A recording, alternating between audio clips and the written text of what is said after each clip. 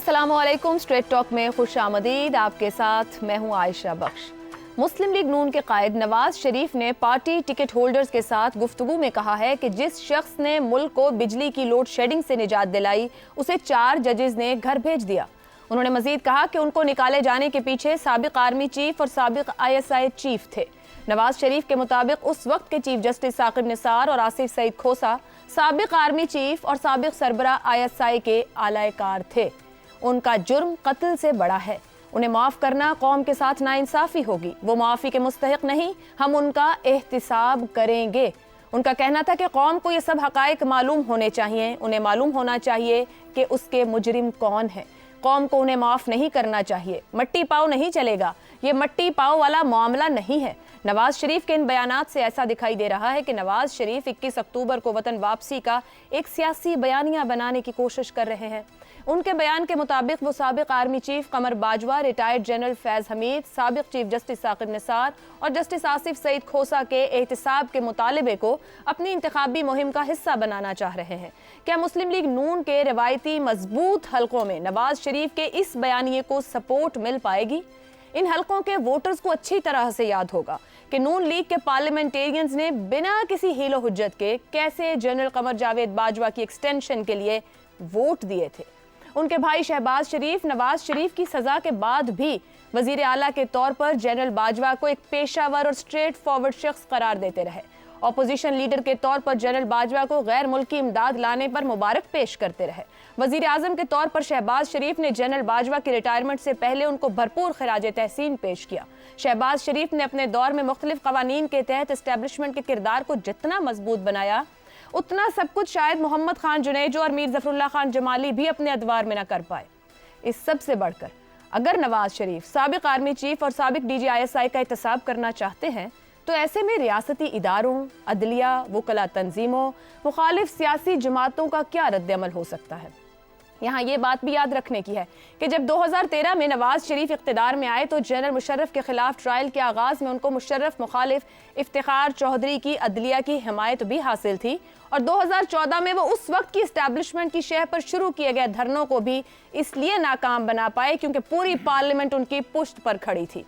ऐसे में सबसे अहम सवाल यही है कि क्या मारूजी हालात नवाज शरीफ को जनरल बाजवा, जनरल फैज, साकिब निसार और आसिफ खोसा के एहतिसाब का मौका फराहम कर पाएंगे?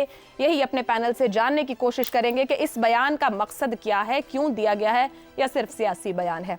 पैनल में हमारे साथ है शहजाद चौधरी, हसन निसार, अबसार आलम और इफ्तिखार अहमद। आप चारों का बहुत शुक्रिया। प्रोग्राम का आपसे सवाल, हाइब्रिड निज़ाम लाने वाले बड़े किरदार, जुर्म कत्ल से बड़ा, माफ करना कौम के साथ नाइंसाफी होगी। नवाज शरीफ, इंतखाबी बयानिया बनाने की कोशिश या हकीकी अज़ाइम? हसन निसार साहब, इस बयान का मकसद आपके ख्याल में क्या है? एक माजी भी है, वो पहले भी कुछ काविशें कर चुके, वो मैंने अभी बताया और अगर कहीं कोई कामयाबी मिली तो उसकी वजह भी सामने रखी है। ये अब बयान देने का मकसद, आप इसे किस तरह से रेट करेंगे और कहाँ रखेंगे इस बयान को? मैं ऐसे कहीं रेट नहीं करूंगा, लेकिन थैंक यू वेरी मच आशा, आपने इंट्रो में ही किस्सा तमाम कर दिया। बेसिकली अब इस सवाल की गुंजाइश नहीं रह गई। इंट्रो में जो कुछ आपने कह दिया है काफ़ी है। अच्छा, मैं लोगों से सुना है, कुछ लोगों से, कि मियाँ साहब बड़े मुखाली हैं, बड़ी कॉमेडी शामेडी करते हैं। अच्छा, कमाल की है बात कि खुद बदतरीन, सफाक तरीन और एहसान फरामोश तरीन डिक्टेटर की सियासी औलाद है। और कमाल इससे बड़ा ये कि उसकी मौत के बाद तक ये जलसों में सरेआम कहते रहे कि मैं ज़ियाउल हक का अधूरा मिशन पूरा करूंगा। वो मिशन क्या था वही जानते होंगे। अच्छा, और जब ये सौदा बिकना बंद हो गया तो ये ताजिर उसी मोहसन के की कब्र का रास्ता तक भूल गया। इसे कोई झुटला सकता है? अच्छा, और आज कितनी ढिठाई से हाइब्रिड निज़ाम लाने वालों को कातिलों से बड़े मुजरिम करार दे रहे हैं, तो इनसे को पूछे कि सुनियो, पहले खुद नु पेश करो। हसन निसार साहब, कतई कलामी की माफी, क्या हम थोड़ा डिफरेंस क्रिएट कर सकते हैं? 99 से 2006 को रखें। 2006 के बाद सियासी माहौल बदला भी है। सुन ले ना, जी सुन ले जी। रह गया बयानिया तो वो बोगस है और हकीकी अज़ाइम صرف لیٹ نکالنا ہے. جب سے اقتدار سے باہر کھربوں ڈالر کا نقصان ہوا. اور جو بات آپ کر رہی ہیں فلانے فلانے, یاد رکھیں پیدائشی نابینے کو آنکھیں نہیں لگتی. ہمارے سیانے کہا کرتے تھے کہ آتاں سرا نال جاندی ہیں. کس چیز کی پیداوار ہے یہ؟ ختم. اتنا بڑا ڈیموکریٹ کون کرتا ہے یہ؟ اتنی ڈھٹائی, اتنی بے شرمی سے, اتنے سال, اس کی موت تک, اس کے بعد تک. خدا کا خوف کریں آپ کہ فلاں سن کا کیا ہے, پیدائشی اندھا ہے. فلاں سن یہ وہ ملک ہے جہاں کوڑی بیوٹی پارلر کھول کے بیٹھ جاتے ہیں, اندھے موم بتیاں خریدنے پہ آپ کو قائل کرتے ہیں. چھوڑیں آپ. ٹھیک ہے جی, پوری اوقات ہوتی ہے ایک آدمی کی, ایک ہسٹری ہوتی ہے. ٹھیک ہے, ایک تاریخ ہوتی ہے, بیانیہ ہے, اور وہ بھی بوگس بیانیہ ہے. یہ آپ کی رائے آ گئی. اب سار صاحب جس عزم کا اظہار کر رہے ہیں قمر جاوید باجوہ اور جنرل فیض کے احتساب کے عزائم, پاکستانی تاریخ میں اسٹیبلشمنٹ نے سابقہ آرمی چیفز کو بچانے کی ہی کوشش کی ہے. مشرف کی مثال ہمارے سامنے ہے. ایسا بیانیہ لے کر کیا نواز شریف صاحب موجودہ اسٹیبلشمنٹ کو بھی آزمائش میں ڈال دیں گے, یا اپنی جماعت کے بھی بہت بڑے بڑے لوگوں کو آزمائش میں ڈال دیں گے؟ کانٹرڈکشن کا اردو کیا ہوتا ہے؟ تضاد. تضاد کتنا بڑا ہے؟ تضاد دیکھیں آپ کہ تضاد کتنا بڑا ہے کہ سیاستدانوں کی بات آتی ہے تو ہم اپنے پرانے بزرگوں کا محاورہ یاد کرواتے ہیں کہ آتاں سیر لے کے جانیاں نے. لیکن اسٹیبلشمنٹ نے جتنے مرضی گناہ کیے ہوں, جو مرضی اینٹ سے اینٹ بجا دی ہو اس ملک کی, تباہ کر دیا ہو, امریکہ کو اڈے دے دیے ہوں, پاکستانی اٹھا کے بیچ دیے ہوں, ملک توڑ دیا ہو, اس پہ ہم کہتے ہیں اسٹیبلشمنٹ کو آزمائش میں کیوں ڈالا جائے گا اگر ہم ان کے اوپر قانون نافذ کرنے کی بات کریں گے. یہ تضاد کیا ہے؟ I'm sorry, میں پانی پی لوں, میں جذباتی نہیں ہونا چاہتا اس بات پہ. آپ پانی پی لیں پہلے. تضاد کیا ہے کہ نہیں ٹھہر دیے نا, پانی بعد میں پی لوں گا. میں آتا سیر میں تو یہ کہہ بھی نہیں سکتا, میری زبان جل جائے گی, میرا دل خود بخود دھڑکنا بند کر جائے گا اگر میں کہوں کہ جرنیلوں کی عادتیں بھی سر لے کے جائیں گی. میں یہ کہہ بھی نہیں سکتا کیونکہ یہ ہونا ہی نہیں, کبھی یہ ہو ہی نہیں سکتا. یہ تو سر تو سیاستدانوں کے جاتے ہیں, سویلنس کے جاتے ہیں, جانے بھی چاہیے. آپ نے بہت اچھی بات کی ہے, 2006 کے چارٹر آف ڈیموکریسی کا آپ نے ذکر کیا ہے, بالکل درست بات کیا آپ نے. ہمیں لائن کہیں نہ کہیں لگانی پڑے گی, لکیر کھینچنی پڑے گی کہ اس سے پہلے اور اس کے بعد سب نے گناہ کیے ہیں, سب نے غلطیاں کی ہیں. کوئی بھی اس معاشرے کا ایک بھی شخص پاک صاف نہیں ہے. اگر ہم بزرگوں کی عادتوں پہ جائیں, عادتیں سر لے کے جاتی ہیں تو اس ملک میں تمام پوری قوم کی سروں کی فصل پکی پڑی ہے, کاٹ دیں. ورنہ ایک جگہ لکیر کھینچ دیں کہ آج تک جو ہو گیا سو ہو گیا, کل سے یہ نہیں ہوگا. یہ فیصلہ ہمیں کرنا پڑے گا, ایک کلاس کے لیے نہیں, سب کے لیے. اور جو 2006 کے بعد, چلیں ہم 2006 کے بعد بھی نہیں, آتے بدلی لوگوں کی بہت کچھ تو بہتر ہو گیا تھا. میں تو کہتا ہوں کہ آپ یہ پچھلے 15 سال ہیں نا, پی ٹی آئی نے حکومت کر لی, مسلم لیگ نون نے کر لی, پی پی آئی نے پیپلز پارٹی نے کر لی, ایم کیو ایم ہمارے کے ساتھ رہی ہے, اے این پی بھی ساتھ رہی ہے, جے یو آئی بھی ساتھ رہی ہے, بلوچستان کی جماعتیں بھی ساتھ رہی ہیں. تو چلیں 2008 سے کر لیں, پوسٹ مشرف احتساب شروع کریں, کہیں سے تو کریں. وہ بھی نہیں کرنا آپ نے, تو پھر یہ آتے ہیں ایسے نہیں جائیں گے. یہ ایک پارٹی کو, سیاسی جماعت کو شکایت رہے گی کہ لیول پلینٹ فیلڈ نہیں مل رہی, اور دوسری سیاسی جماعت کو. اب سار صاحب قطع کلامی کی معذرت, تھوڑا سا آپ کی بات کوئی آگے بڑھاتے ہوئے, کیا نواز شریف صاحب اسی حقیقی عزم کا اظہار کر رہے ہیں, وہ کر لیں گے یہ سب؟ اگر اب سوال پر براہ راست آ جائے, یہ ان کا عزم ہے, انتخاب بھی بعد میں, احتساب پہلے, یہ بھی ایک نعرہ آیا تھا نون لیگ سے. عزم تو ہے, یہ میں ذاتی طور پہ جانتا ہوں, اور وہ پچھلی دفعہ بھی کرنا چاہتے تھے. بات یہ کر سکیں گے کہ نہیں کر سکیں گے. دیکھیں پچھلی دفعہ, یہ حقیقت ہے, اور یہ میں اس میں کوئی نہ بیانیہ ہے نہ کوئی انالیسز ہے, میں حقائق بتا رہا ہوں آپ کو کہ جنرل راحیل شریف نے اور پھر اس کے بعد جنرل قمر جاوید باجوہ نے پوری زندگی کا زور لگایا اپنی جان کا, جب نواز شریف نے جنرل پرویز مشرف کے خلاف کیس شروع کیا, پورا میڈیا ان کے خلاف ہو گیا, پوری جوڈیشری ان کے خلاف ہو گئی. عمران خان دھرنا لے کے 2014 کا کوئی بہانہ, کوئی مطلب نہیں تھا اس وقت. 2014 کے دھرنے کا 11 مہینے ہوئے تھے حکومت کو. وہ دھرنا لے کے اس لیے آئے یہاں پہ کہ پرویز مشرف کے خلاف کیس نہ چلے. نواز شریف کی پارٹی کے اندر ان کے گھر کے لوگ اس کے خلاف تھے کہ کوئی کیس چلے. تو اس لیے میں وہ کہہ رہا ہوں کہ عزم تو ان کا اب بھی ہے, لیکن اگر وہ اقتدار میں آئے, اور آ کے کیا ان کے ارد گرد جو لوگ ہیں اور جو اسٹیبلشمنٹ ہے, فوج ہے اور عدلیہ ہے, کیا وہ ان کو دیکھیں. مجھے ایک جو وہ بات خیر اگلے سیگمنٹ میں ہوگی, جس طرح عاصم منیر صاحب کوشش کر رہے ہیں, اگر یہ کوشش اسی طرح کرتے رہیں اور قاضی فائزی صاحب اپنے ادارے میں کوشش کریں تو میرا خیال ہے پھر آگے بڑھا جا سکتا ہے. اور میڈیا کو بھی اپنے اوپر کوشش کرنی چاہیے, اور پارلیمنٹ جب نہیں آئے تو وہ بھی کوشش کرے. ٹھیک ہے, رے آف ہوپ کی بات کر رہے ہیں, مختلف اداروں کی بات کرتے ہوئے. شہزاد صاحب بات کو تھوڑا اور آگے بڑھاتے ہیں. گھر کے لوگوں کی بات ہوئی, 16 ماہ کی شہباز حکومت کی کارکردگی اور عوام کے معاشی مسائل ایک جانب, دوسری طرف سابق جرنیلوں اور ججز کے احتساب کی بات ہے. ووٹر اپنے معاشی حقوق دیکھے گا یا اشرافیہ کی یہ جو سیٹلمنٹ ہے, اسکور سیٹلمنٹ, اس پہ توجہ دے گا؟ اچھا دیکھیے, یہ بالکل بات آپ کی صحیح ہے کہ جو لیڈرشپ آتی ہے اس کو اپنے مقصد, اس کا مقصد کیا آنے کا, وہ کیوں آتی ہے, کس لیے الیکٹ ہو کے آتے ہیں. جب الیکٹ ہو کے بن جاتے ہیں, وزیر اعظم بن جاتے ہیں, وزراء بن جاتے ہیں, تو کیا مقصد حاصل کرنا چاہتے ہیں؟ سکورز کو سیٹل کرنا چاہتے ہیں. ہم سے تو دیکھیے ہم یہاں آپس میں ڈسکورس میں اپنے سکور سیٹل کرتے ہیں نا, ہم تو آگے کی مستقبل کل کی بات ہی نہیں کرتے نا. تو اگر ہم اپنے آپ کو, جب ہمارے ہاں یہ اس قسم کی سوچ ہے, اور ہم تو بڑے سنبھلے ہوئے سمجھدار قسم کے لوگ ہیں, بدقسمتی سے ہمارے لیڈران جو کہ ایک جذبات کے ساتھ ایک ووٹ لے کے ایک لوگوں کے سینٹیمنٹ کو ریپرزینٹ کرتے ہوئے جب آتے ہیں, تو پھر ان کو دیکھیے 2013 کے اندر نواز شریف صاحب طاقت پاور میں آئے, پی ایم ایل این آئی, وہ وزیر اعظم بنے.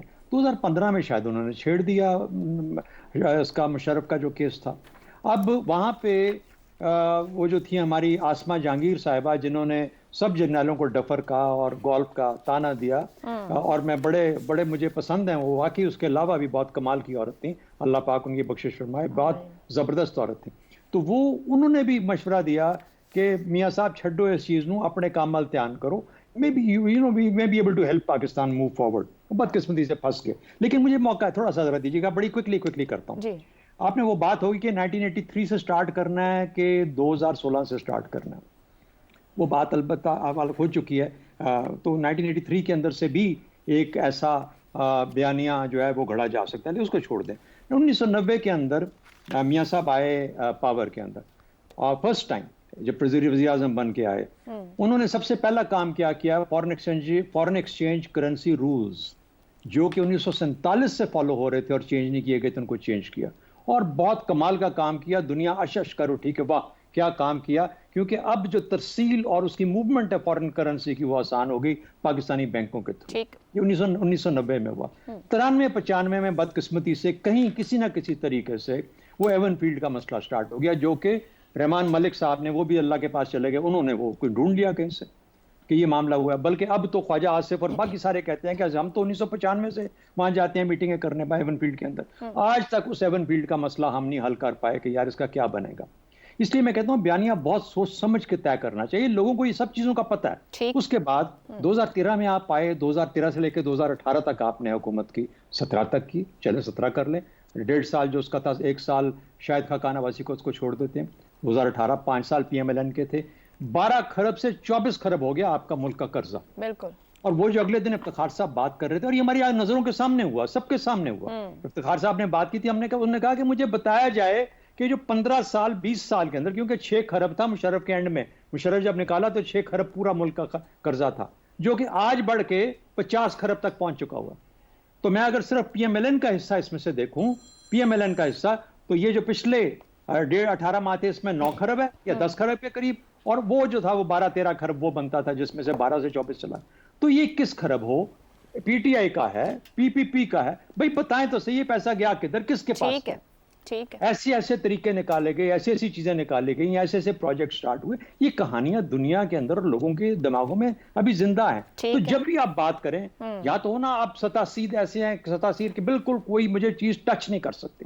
بدقسمتی یہ ہے کہ ہر طرف وہ جو ہے نا کالے دھبے, کالے داغ نظر آتے ہیں. تو میں نے پہلے ہی کہا تھا, جب یہ پاناما کا کیس آیا 2016 میں, اس وقت ہی میں نے رائٹنگز کے اندر پیغام کے تھرو ان تک یہ پیغام پہنچایا میاں صاحب پاکستانی بڑے چنگے بندے نے کسی طریقے نال اسمبلی جا کے اے کہہ دیو بھی ساڈے بڑیاں کولوں غلطی ہوئی ساڈے کولوں غلطی ہوئی آئندہ کدے نہیں. بالکل ٹھیک. اچھا لکھا بولا پہنچایا نہیں بولے جب گئے کہنا شروع کر دیا یہ ہیں وہ بھائی بولو چھپ معافی کے دو یار ہو گئی بات ختم ہو گئی یار. وہ پاکستانی کا بڑے دل والے لوگ ہیں. ہم نے اپنے آپ 6 اپوائنٹ کیے ملٹری چیف 5 کو لات ماری اور نکالنے کی کوشش کی جو مرضی غلطی ہو کس طریقے سے یہ جو انسٹیٹیوشنز ہیں یہ اپنی میموری کو اریز کر دیں. نہیں کرتے دیکھتے سوچتے رہتے ہیں جس طرح ان کے دماغ میں زندہ ہیں ادھر بھی اسی طریقے سے درست ہو گیا. تو یہ بیانیہ ہے ہماری بنیاد. ٹھیک ہے جی. اسی بات کو آگے بڑھاؤں گی. ایک اور بات افتخار صاحب جو نواز شریف صاحب نے کہی, انہوں نے کہا لکھ کر دے سکتا ہوں الیکشن ہم ہی جیتیں گے. آپ الیکشنز کی سائنس کو بڑے غور سے دیکھتے بھی ہیں. چیئرمین پی ٹی آئی نے یہ دعوے کیے تھے 2013 میں, وہ لکھ کے ٹی وی چینلز پہ بیٹھ کے دیتے بھی تھے 2013 کے الیکشن سے پہلے کہ میں ہی جیتوں گا مجھے ملے گی بڑھتی. نواز شریف صاحب 4 سال میں پاکستان کی زمینی حقیقت سے بہت دور ہیں یا بالکل درست بات کہہ رہے ہیں جو کہہ رہے ہیں اس وقت؟ 2013 میں عمران خان جو لکھ کے دیتا رہا ویسے ہی نتائج کی آپ کو توقع کرنی چاہیے پاکستان مسلم لیگ نون کے لیے. ٹھیک ہے آگے چلتے ہیں. کاش آپ آج کی ڈیبیٹ کا آغاز شروع کرتے کہ غالب ہمیں نہ چھیڑ کہ پھر جوش اشک میں بیٹھے ہیں ہم تہیہ طوفان کیے ہوئے. واہ واہ واہ. اگر آپ یہاں سے بات شروع کرتے تو شاید دیکھنے سننے والوں کو بھی بات سمجھ آتی. کون کہاں سے آیا کون کس کے در سے اٹھا اور کون کہاں گیا یہ ڈیبیٹ ساری عمر چلتی رہتی ہے اور کسی کی موت تک یہ ڈیبیٹ اس کا پیچھا نہیں چھوڑتی. میں اتفاق کرتا ہوں آپ سے. ابھی ایک بات کی گئی کہ اس نے فوجیوں کے ساتھ کیوں ایسی حرکت کی کہ فوجیوں کے ساتھ اس کی بنی نہیں. یہ بڑا امپورٹنٹ سوال ہے اور یہ اصل سوال ہے پاکستان کے اندر کہ کیا اس ملک میں حق حکمرانی عوام کے منتخب نمائندوں کا ہوگا یا کچھ ایسے لوگ اس کو حق حکمرانی کے طور پہ استعمال کریں گے جو عوام کے منتخب نمائندے نہیں ہیں. اور جب عوام کے منتخب نمائندے ان کے اس رویے پہ اعتراض کرتے ہیں تو ان کو اٹھا کے باہر پھینک دیا جائے تو یہ بھی غلط رویہ ہے. ہم لوگوں کو جو اپنے آپ کو دانشور کہتے ہیں سوچنا چاہیے کہ ہم یہ کہہ کے کیا خدمت سر انجام دے رہے ہیں جمہوریت کے لیے. لاکھ خرابیاں ہیں جمہوریت میں. بڑے غلط لوگ آ جاتے ہیں پارلیمنٹ میں. اچھے لوگوں کو پارلیمنٹ میں لانے کے لیے آپ سب لوگ کوشش کریں, سیاسی پارٹیوں میں شامل ہوں, ان کے ساتھ اکٹھے ہو کے کھڑے ہوں, ان کو مجبور کریں کہ وہ اپنے آپ کو آرگنائز کریں. یہ باتیں تو مجھے سمجھ آتی ہیں لیکن ہم کبھی بھی یہ تنقید ان پہ نہیں کرتے. ہم ذات کی تنقید کرتے ہیں, ہم افراد پہ تنقید کرتے ہیں اور یہی اسٹیبلشمنٹ چاہتی ہے کہ ہم لوگ یہ کرتے رہیں. یہ جو پچھلا منصوبہ تھا جو 2011 میں شروع ہوا اور جس کو ابھی ختم ہوئے 1.5 سال ہوا ہے. افتخار صاحب مجھے اجازت دیں گے؟ سر جس تنقید کی آپ بات کر رہے ہیں جب ایک پولیٹیکل لیڈرشپ آتی ہے تو یہ تو اس نے سکھانا ہے اپنی قوم کو. جب وہ لیڈرشپ ہی ایک دوسرے پر ایسی تنقید کرتی تو پیچھے پیچھے عوام پیچھے پیچھے میڈیا سب لوگ شروع ہو جاتے اس پہ. یہ تو لیڈرشپ کا بڑا پن ہونا چاہیے کہ وہ سکھائے کہ ہاؤ ٹو بیہیو. لیڈرشپ کا ہونا چاہیے, آپ میڈیا والوں کا بھی ہونا چاہیے. آپ ان کو سکھا دیں. آپ مجھے بتا دیں کہ آپ جمہوریت کے لیے کتنی قربانیاں دے رہے ہیں تمام میڈیا والے اور آپ نے کب کب قربانی دی ہے. ایک آدھا واقعہ ایسا ہوگا کہ جہاں پہ میڈیا نے آ کے فنڈامنٹل رائٹس کی یا جو انکانسٹیٹیوشن ایکٹ تھا کسی کا اس کے خلاف ایک طاقتور آواز اٹھائی, ورنہ نہیں. اور دوسرا ہے کہ مجھے سمجھ نہیں آ رہی آپ کا سوال کیا ہے اور آپ نے یہ سوال مجھے کیوں کر دیا. ہم بات کر رہے ہیں ایک شخص کے حوالے سے, جو ساری گفتگو ہو رہی ہے وہ ایک شخص کے حوالے سے ہو رہی ہے. تو آپ اس پہ آ جائیں پھر یہ بیانیہ ہے یا حقیقت ہے؟ جی بیانیہ تو اس کا بڑا کلیئر ہے. آپ مطلب میں نے تو خیر اتنا پڑھا لکھا آدمی نہیں ہوں, میں نے ان کا بیانیہ بتا دیا. بیٹھے ہیں ہم تہیہ طوفان کیے ہوئے, یعنی اس سے سادہ الفاظ میں وہ آپ کو کیا بتائے. اچھا مجھے پتہ نہیں ہے کہ آپ نے قوم نے تقریریں اتنی سن لی ہے نا کہ عمل تو ہوتا نہیں ہے. آپ نے تقریر میں سے چیز لی نہیں. اس نے تو فنڈامنٹل رائٹس کی بات کی ہے. اس نے کہا کہ عوام روٹی کھائیں گے, بجلی کا بل دیں یا دوا خریدیں. میں شہزاد صاحب بھی کچھ کہہ رہے ہیں. پلیز افتخار صاحب ایسا بیانیہ جس میں 4 اشخاص کا نام لیا جائے, چھوڑ دیں وہ کس محکمے سے ہیں کس ڈپارٹمنٹ سے ہیں. نہیں اس کا جواب تو انٹرو میں اس کا جواب تو بڑا خوبصورت انداز میں اینکر نے دے دیا. تو نہیں میرا خیال ہے پرائم منسٹریل کینڈیڈیٹ جو ہے اس کو اس سے بہت اونچا ہونا چاہیے نا, اس کو پاکستان کی فکر کرنی Point آ چاہیے, گیا. اسے ہم لوگوں کی فکر کرنی چاہیے, 4 اشخاص کی فکر. افسر صاحب کا بھی کیجیے گا point سر, لیں ہم. یہ 4 افراد نے جو کچھ کیا ہے اور جتنا عرصہ نہ میں نہیں منع کر رہا, میں تو 2008 کے بعد بالکل ڈیبیٹ کو ہر جگہ پہ ہر سطح پہ قبول کرتا ہوں, اس پہ ڈیبیٹ کرنے کو تیار ہوں. ان سب نے اچھا افسر صاحب کا بھی پوائنٹ لے لیں دیکھیں ہم. میری بات سنیں. اچھا ایک سنیں میری ایک شعر میں بات سنیں, ایک شعر میں آپ لوگوں کی میں سیز فائر کرواتا ہوں, جی میں سیز فائر کرواتا ہوں. جی نہیں ایک شعر سن لیں افسار, ایک شعر وہ اپنی خون نہ چھوڑیں گے. افسار ایک شعر سن لیں, وہ اپنی خون نہ چھوڑیں گے, ہم اپنی وضع کیوں بدلیں, سبک سر بن کے کیا پوچھیں کہ ہم سے سرگراں کیوں ہو. نہیں یہ ٹھیک ہے, بڑا اچھا سوال کیا ہے. وہ کیوں پوچھے, وہ ان سے سر جھکا کے, وہ ایک منٹ وہ ان سے سر جھکا کے کیوں پوچھے کہ جناب اسٹیبلشمنٹ مجھے بتاؤ مجھ سے غلطی کیا ہوئی ہے. ایسا نہیں ہوگا, اور اگر ایسا ہوتا جائے گا تو ہم آگے جا سکیں گے نہیں, نہ جمہوریت آگے جائے گی, نہ لوگوں کے مسائل حل ہوں گے. چلیں جی افسر صاحب. بس وہ اپنی خون نہ چھوڑیں گے, ہم اپنی وضع کیوں بدلیں.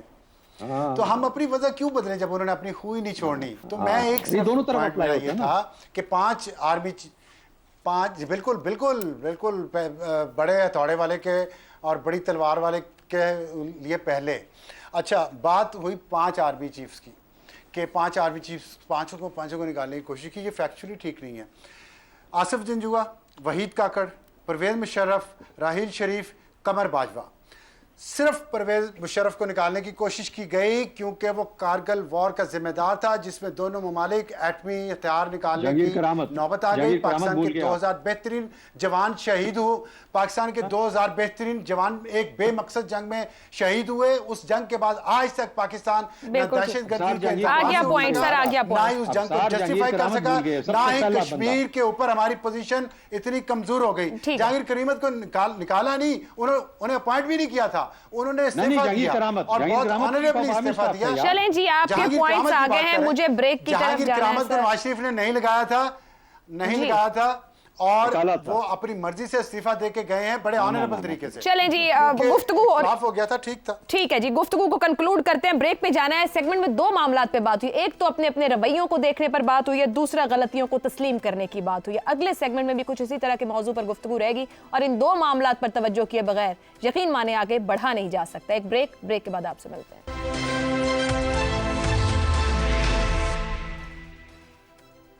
اسٹریٹ ٹاک میں ایک بار پھر خوش آمدید. چیف جسٹس پاکستان جسٹس قاضی فائز عیسیٰ نے بطور چیف جسٹس پہلے ہی روز واضح الفاظ میں کہا ہے کہ انہوں نے آئین کے تحت حلف لیا, وہ ماشاء اللہ دور کے عدالتی فیصلوں کے پابند نہیں. چیف جسٹس نے بھری عدالت میں پوری دنیا کے سامنے براہ راست عدالتی کارروائی کے دوران یہ بڑا اعتراف بھی کیا کہ مان لیں ہم نے غلطیاں کی ہیں. قاضی فائز عیسیٰ کے چیف جسٹس بننے کے بعد پاکستان میں آئین اور جمہوریت پسند طبقات نے بہت سی امیدیں وابستہ کر رکھی ہیں. چیف جسٹس بننے سے پہلے ان کے کئی فیصلے جسٹس عیسیٰ کی آئین پسندی کو واضح بھی کرتے ہیں. جسٹس فائز عیسیٰ نے 2015 میں 21ویں ترمیم کے تحت فوجی عدالتوں کو غیر آئینی قرار دیا. اسی طرح 2019 میں فیض آباد دھرنا کیس میں جسٹس قاضی فائز عیسیٰ نے بڑا فیصلہ دیتے ہوئے لکھا کہ تمام سیکیورٹی ایجنسیز کو اپنے مینڈیٹ سے تجاوز نہیں کرنا چاہیے. ملک کا آئین افواج پاکستان کو کسی بھی طرح کی سیاسی سرگرمیوں کی اجازت نہیں دیتا, کسی بھی جماعت, گروہ یا افراد کی حمایت سے سختی سے منع کرتا ہے. اس لیے وزارت دفاع کے ذریعے فوج کے سربراہ, نیوی اور ایئر فورس کے سربراہ کو یہ ہدایات کی جاتی ہیں کہ اپنے حلف کی خلاف ورزی کرنے والے اہلکاروں کے خلاف قانون کے مطابق کارروائی کی جائے. فیصلے کا یہ پیراگراف پاکستان کے کئی طاقتور حلقوں پر بجلی بن کر گرا اور اسی دن فیصلہ ہو چکا تھا کہ جسٹس قاضی فائز قابل قبول نہیں, مگر قاضی فائز عیسیٰ اور ان کے خاندان نے اپنے خلاف بھرپور سازش کو ناکام بنایا. قاضی فائز عیسیٰ کے عدالتی پروفائل میں موجود یہ اہم عدالتی فیصلے اور ان کی طرف سے عدلیہ کی غلطیوں کا اعتراف بہت سے اہم سوالات کھڑے کر رہے ہیں. ویسے تو عدلیہ جسٹس منیر کے دور سے ہی اسٹیبلشمنٹ کے ایک ٹول کے طور پر استعمال ہوتی آئی ہے, مگر 2009 میں عدلیہ کے اعلیٰ ججز کی بحالی کے بعد یہ امید تھی کہ اب اس روایت کو ترک کر دیا جائے گا. مگر 2009 کے بعد سے عدلیہ نے کبھی میمو گیٹ, کبھی منتخب وزرائے اعظم کو برطرف اور نااہل قرار دے کر پرانی روایت پر چلنا شروع کر دیا. حال ہی میں ریٹائر ہونے والے چیف جسٹس عمر عطا بندیال کے دور میں تو عدلیہ ہر طرح کے इंतजामी, सियासी और पार्लिमानी उमूर में भरपूर मुदाखलत करने लगी। कभी मुल्जिमों को अदालत में बुलाकर गुड टू सी यू कहा जाता, कभी पार्लिमान के बनाए हुए कवानीन को मुअत्तल कर दिया जाता, कभी करप्ट जजेस की शोहरत रखने वाले जजेस को साथ बिठाकर खुले पैगाम दिए जाते रहे। क्या चीफ जस्टिस काजी फाइज ईसा अदलिया को इस वर्से से निजात दिलाने में कामयाब हो पाएंगे? ये है वो सवाल जिसके जवाब की तलाश के लिए पाकिस्तान के आइन और जमहूर पसंद तबकात की नजरें इस वक्त सुप्रीम कोर्ट ऑफ पाकिस्तान पर लगी हैं, जिसकी आला तरीन पोजीशन पर अब कोई और नहीं बल्कि काजी फाइज ईसा जैसा मुनसिफ बैठा हुआ है।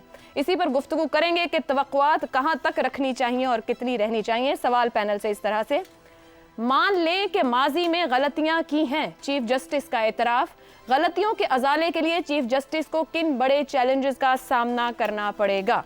इफ्तिखार साहब, बहुत से ऐसे मामलात रहे हैं जिसमें अभी मैंने कुछ का जिक्र भी कर दिया है। अब 90 दिन का इंतखाब है, जजेस का करप्शन पे नाम है, नैब केस हैं, सियासतदानों के मुकदमात हैं। आपके ख्याल में कितनों के ख्वाब चकनाचूर हो सकते हैं? जामे हिकमत अमली की ज़रूरत है। सुनी सुनाई बातों और अखबार की सुर्खियों के हवाले से फैसले नहीं किए जाने चाहिए। आपने 2009 का तज़किरा किया, मैं ज़ाती तौर पे उस बहाली के सख्त ख़िलाफ़ हूँ। उस बहाली ने बहुत सारी ख़राबियों को जन्म दिया, जिसका आपके इंट्रो में बाद में तज़किरा है। मार्शल दौर के जो गलतियां हैं, अगर हम इसको एक दफ़ा तस्लीम कर लें तो फिर हम उसको अनडू कैसे करेंगे? क्या जिन लोगों को नुकसान पहुंचाया गया, जिनको सज़ाएं दी गई, जिनकी प्रॉपर्टी ज़ब्त की गई, क्या हम उनको वापस कर देंगे? और क्या ये इतना ही आसान है जितना हम इन महफिलों में बैठ के गुफ्तगू करते हैं? हमें ये भी देखना पड़ेगा। हम मान लें कि गलतियाँ हुई हैं, जो 3-4 गलतियाँ अहम हैं वो माननी पड़ेंगी हिस्टोरिकली। जुल्फ़िकार अली भुट्टो की फांसी का फ़ैसला गलत था। पिटीशन पड़ी हुई है पाकिस्तान पीपल्स पार्टी की सुप्रीम कोर्ट के अंदर, उसका फ़ैसला करना लाजमी है। ठीक, तब हम समझ सकते हैं कि हम किसी एक ऐसी सिमत में जा रहे हैं जो आईनी है और दुरुस्त है। ठीक। दूसरी बात है कि वजारत दिफा को जो के बारे में जो काजी साहब की ऑब्जर्वेशंस हैं वो बड़ी अहमियत की हामिल है, लेकिन मैं समझता हूँ ये काम किसी मुंतखब पार्लियामेंट को करना होगा। ठीक। कि इस बारे में वाज़े तौर पे क्या कानून साजी करने की ज़रूरत है। ये काम अदालतों के ज़रिए हम मत लें और जजों को हम मजबूर मत करें कि वो इस किस्म के फैसलों पर अमल दरामद भी करवाएं। उन्होंने जो फैसला दिया वो बहुत वाज़े और क्लियर लफ्ज़ों में है, तो उस पर अमल दरामद करने के लिए पार्लियामेंट जो आए वो फैसला करे कि भी ये क्या करना है। फिर ये कि मैं ये समझता हूँ कि आपने कहा कि उनको क्या करना होगा, मैं कहता हूँ कि फांसी के जितने मुकदमात भी हैं, यानी फांसी की जितनी अपीलें भी पड़ी हैं, ठीक है, उनको तरजीही बुनियादों पर इस वक्त काजी फाइज ईसा और उनके साथियों का फ़र्ज़ बनता है कि उनको सबसे पहले लें और उसके ऊपर जो फैसले करें, क्योंकि बहुत अफसोसनाक वाक़या हो चुका है। 2 भाइयों को सज़ाए मौत दे दी गई। सुप्रीम कोर्ट में जब केस गया तो पता लगा कि वो तो सज़ाए मौत पा चुके हैं। तो उस दिन से मेरे दिल में तो बहुत खौफनाक खदशात बैठ गए हैं कि कोई सुप्रीम जेल भी ये काम कर सकता है और किसी मुखालिफ से पैसे लेकर ये काम हो सकता है। तो ये उस केस पे मैं पर्सनली रिक्वेस्ट करूंगा काजी फाइज ईसा और इनके साथियों से उसकी मुकम्मल इंक्वायरी करवाएं, ताकि किसी को ऐसा करने का ना हो। अब जो बहस चल रही है जो कल से शुरू हुई है, अब देखिए इसका फैसला 10-5 का आता है, 8-7 का आता है, 6-4 का आता है, क्या होता है मैं इसके बारे में नहीं जानता। एक हौसला लोगों को हुआ है, अवाम को, लेकिन यही कदम काजी फाइज ईसा साहब आपको अपनी हाई कोर्ट्स में भी ले जाना पड़ेगा, सिर्फ उन मुकदमात में जो आइन से मुतल्लिक हैं, जो इंसानी हकूक से मुतल्लिक हैं। हर मुकदमे को हम इस तरह नहीं कर सकते। तो मैं ये कहूँगा जामे हिकमत अमली की जरूरत है। इस तरह सुनी सुनाई बातों पे और सुर्खियों पर और मेरी और आपकी बातों पर ना जाएं, बैठ जाएं और बैठ के तमाम दोस्त फैसला करें। दोस्त से मुराद जज ब्रदर जो है। हसन निसार साहब, आपके ख्याल में किन बड़े चैलेंजेस का सामना चीफ जस्टिस पाकिस्तान को होगा अभी? देखिए, बुनियादी बात यह है कि बहुत ज़्यादा लोडेड सवाल है और मेरा नहीं ख्याल कि पिछले 2-4-5 साल में ऐसा खौफनाक और लोडेड सवाल पूछा गया होगा। आपको खुद भी शायद अंदाज़ा ना हो। हमारी तारीख है ब्लंडर्स, प्लंडर्स اور سرنڈرز کی. اسے کوئی ماں کا لال جھٹلا نہیں سکتا. آپ کا تازہ ترین سرنڈر، بھیانک ترین جس کی وجہ سے لوگ مر رہے ہیں، وہ ہے غیر مشروط سرنڈر. IMF کے سامنے مجبوری تھی. جی مجبوریاں کراتی ہیں. اوکے، غلطیاں کیا، بلنڈرز کرنا اور ان کو بار بار دہرانا، ہر بار دہرا کے نئے نتائج کی توقع کرنا ہمارے قومی اجتماعی کردار کی سب سے بڑی پہچان ہے. It is an unachievable target. کسی بھی ایسی تبدیلی کے لیے لمبا انتظار درکار ہے. یہ جنریشنز میں آتی ہیں. آپ اس کو کیا سمجھ رہے ہیں کہ وہ کن چیلنجز، کون سے چیلنجز ہوئے؟ 75 سال چیلنجز، دائرے کا سفر ختم. کون کر سکتا ہے اس کو؟ It is an unachievable target. اللہ آپ سب کو صحت زندگی دے. دیکھتے جاؤ، ٹھیک ہے، یہ بد سے بدتر کی طرف جائے گا. اللہ رحم کرے. Nothing can improve. ٹھیک ہے، جوہری تبدیلیوں کے بغیر یہ کلیشیاز میں بات کرنا اور سوچنا، اس سے یہاں کب کچھ ہو جائے گا. وہ ایک بات بڑی خوبصورت کی ہے افتخار صاحب نے، یہ سرخیاں مرخیاں، یہ وہ گلاں بیان، یہ کیا ہے؟ ٹھیک، It takes generations درست ہے. to change a nation's basic character. یہ تو ہمارا بنیادی ہے. عام زندگی میں ہم لوگ ہی جک مارتے ہیں. ٹھیک ہو گیا حسن صاحب. ادارے آسمان سے اترے ہیں. بڑی اہم بات کی ہے کہ جوہری تبدیلی کی ضرورت کہیں سے تو آغاز ہونا ہے. کیا وہ آغاز ہی ہو سکتا ہے؟ ایک بریک لیتے ہیں، بریک کے بعد بات کریں گے شہزاد صاحب اور ابصار صاحب، آخر وہ اس پر کیا رائے رکھتے ہیں. پروگرام کے آخری حصے میں ایک بار پھر خوش آمدید. شہزاد صاحب، بات کر رہے ہیں ہم چیف جسٹس کو کن بڑے چیلنجز کا سامنا کرنا پڑے گا. جسٹس فائز عیسیٰ کا ایک عدالتی پروفائل ہے، فیصلے ہیں، سب چیزوں کو سامنے رکھتے ہوئے کہا جا سکتا ہے عدلیہ اب کسی کے لیے کبھی بھی ٹول کے طور پر استعمال نہیں ہوگی؟ بہت بڑی بات ہے اگر آپ یہ ایکسپیکٹ کرتی ہیں. لیکن اس سے پہلے دیکھیے اصل میں رائے ہماری کیا میٹر کرتی ہے. حسن نثار صاحب نے تو ہماری رائے کی ناس مار دی. وہ جو انہوں نے اپنے جو انہوں نے بولا، اب میرے پاس اور ابصار کے پاس رہ کیا گیا کہنے کو. لیکن بات یہ ہے، دیکھیے بات یہ ہے کہ آپ نے اشارہ دیا ایک خاص ایونٹ کا جس کے اندر کے اپنے فائز عیسیٰ صاحب ان کا جو فیصلہ تھا وہ بڑا پرومیننٹ ہوا. تھوڑا سا اس کے اندر ایکوریسی اور لانے کی ضرورت ہے. جب TLP چلی لاہور سے، اس وقت پنجاب حکومت تھی شہباز شریف کی اور رانا ثناء اللہ اس کے ہوم منسٹر تھے. ٹھیک ہے، وہاں سے چلے اور جب ان کو اجازت دی گئی وہاں سے نکل کے ایک جتھے میں آنے کی، تو اس وقت ان سے وعدہ یہ لیا گیا کہ تم پنجاب کی سرحد میں یا پنجاب کی حدود میں تم یہ دھرنا نہیں دو گے. تو انہوں نے وعدہ کیا کہ ہم پنجاب کی حدود سے باہر دھرنا دیں گے. وہ فیض آباد میں آ کے بیٹھ گئے. یہ رانا ثناء اللہ صاحب اور پنجاب گورنمنٹ کا ذات معاملہ طے ہوا. جب یہاں پہ پہنچے تو معاملہ آ گیا شاہد خاقان عباسی کے پاس جو کہ وزیر اعظم تھے، اور احسن اقبال جو کہ اس وقت وزیر ہمارے انٹیریئر تھے.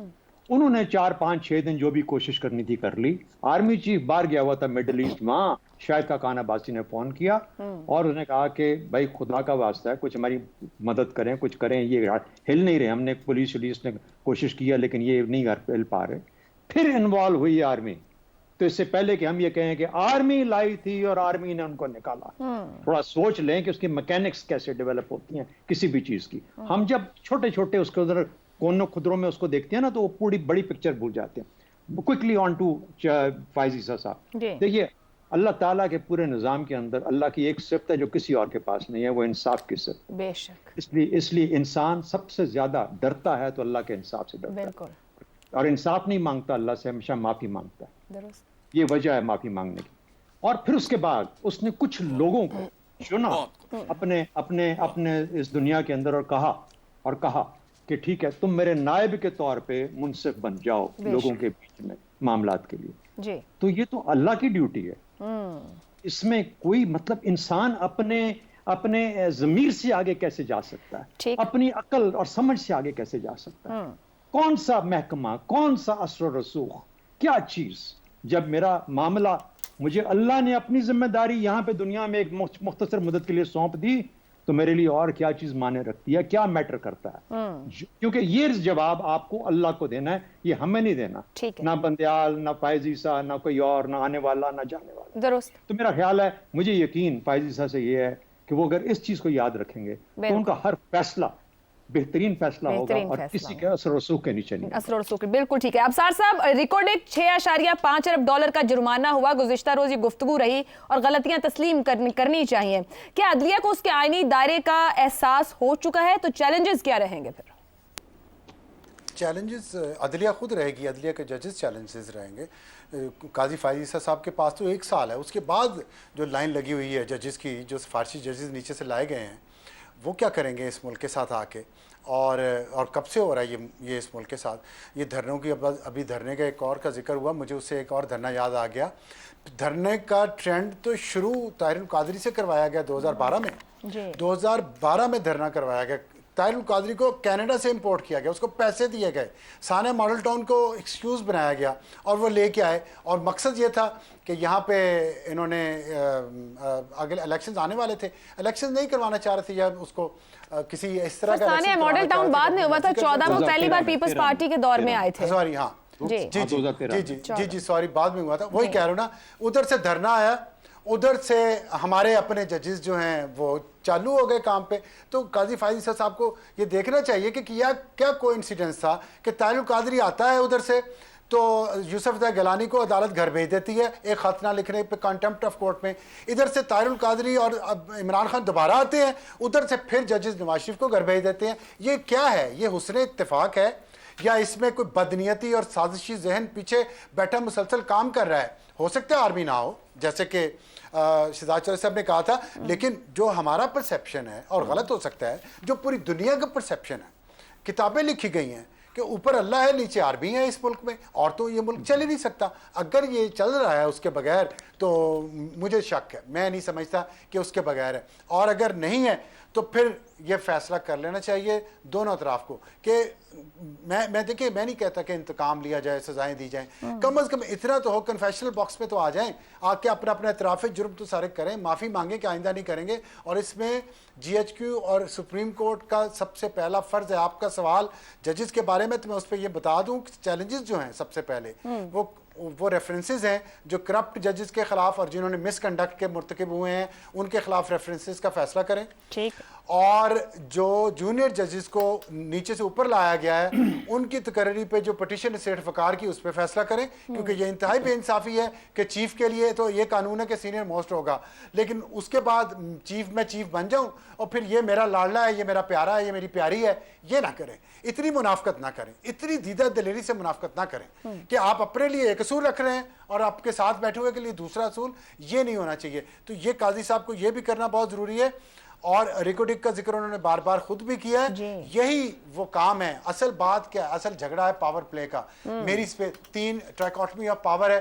पार्लियामेंट की पावर जो है सारी पहले GHQ ले गया, GHQ को ले जाते देख के सुपीरियर जुडिशरी उसको ये तकलीफ है कि भाई ये जर्नल तो सारा कोई ले गए, हमारे पास कुछ नहीं रह गया। अब ये पीछे से जो लेट निकाल रहे हैं अपनी कि हम भी जल्दी से जल्दी जितना कुछ कैप्चर कर सकते हैं सर्विंग जजेस के लिए और रिटायर्ड जनरल्स के लिए वो कर रहे हैं। अगर उस ख्वाहिश पे काबू पा लें तो मेरा ख्याल है काजी फायद ईसा साहब एक साथ में बहुत कुछ कर सकते हैं। ठीक है, इफ्तिखार साहब मुख्तसर मैं एक बात कहना चाहता हूँ कि ताहिर कादरी का जो 2012 का धरना है, इसका मकसद ये था कि परवेज़ मुशर्रफ के खिलाफ मुकदमा चलाया जाए। और आपको शायद ये हकीकत का इल्म हो कि नासिर खोसा ने जनरल परवेज़ मुशर्रफ के खिलाफ मुकदमे चलाने का मुतालबा किया था और ये धमकी दी थी कि अगर ये मुकदमा नहीं चलाओगे तो हम वज़ीर आज़म को कंटेम्प्ट में बुला लेंगे। ये 2013 का है। तो इस सारी चीज़ों को इकट्ठा मिला के हम पढ़ें तो चैलेंजेस तो बहुत सारे हैं जो हमारे पैनल की जानिब से भी रखे गए, लेकिन बात यही है कि लिया जाए अगर गलतियां हुई और अगर पावर प्ले के अंदर ख्वाहिशात पर काबू पा लिया जाए तो बहुत से मामला आसान हो सकते हैं। इजाज़त दीजिए, अल्लाह हाफ़िज़।